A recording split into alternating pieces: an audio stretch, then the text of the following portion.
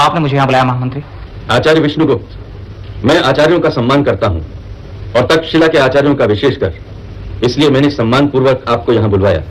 अन्यथा मेरी सूचना आपको मेरे सेवक भी दे सकते थे। यदि यह सम्मान योग्यता के कारण है तो मैं इसे स्वीकार करता हूँ, अन्यथा इसे मैं अस्वीकार करता हूँ। आचार्य विष्णुगुप्त, मैं आपको सावधान कर रहा हूँ। यदि आपके आचरण के कारण मगध का अहित हुआ तो आपके साथ भी कठोरतापूर्वक व्यवहार किया जाएगा। इसका निर्णय कौन करेगा महामंत्री कि मेरा आचरण मगध का हित कर रहा है?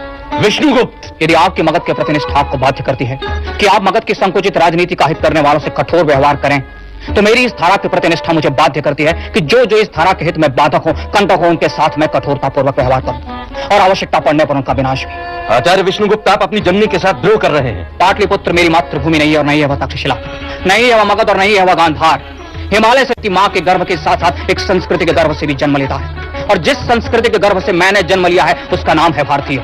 जिस धरा पर मैंने जन्म लिया है उसका नाम है भारतवर्ष।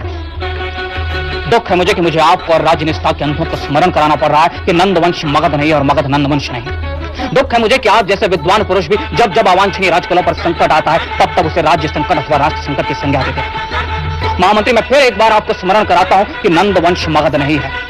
मगध इस राष्ट्र का एक अभिन्न अंग है, और यदि विष्णुगुप्त चाणक्य राष्ट्रद्रोह करे तो वह मृत्युदंड का भागी होगा। और यदि आप जर्जर हो रहे नंदवंश का पतन नहीं देख पा रहे तो उसे मगध के हित की संज्ञा मत दीजिए महामंत्री। और यदि फिर भी आपको लगता है कि मैं अपनी जननी के साथ द्रोह कर रहा हूं तो एक दिन आपको अपना व्याकरण ही बदलना होगा। और जाते जाते विष्णुगुप्त चाणक्य इतना कहा जाता है कि जो जो इस राष्ट्र की एकता व उत्कर्ष के मार्ग में बाधक हुआ वह नष्ट होगा, उसका विनाश करूंगा मैं। और जब तक मैं पुनः इस राष्ट्र को गौरवशाली नहीं देख लेता तब तक संभालो स्वयं को महामंत्री। प्रलय का आगमन हो रहा है और इस बार स्वर्ग के देवता भी उसका मार्ग नहीं रोक पाएंगे।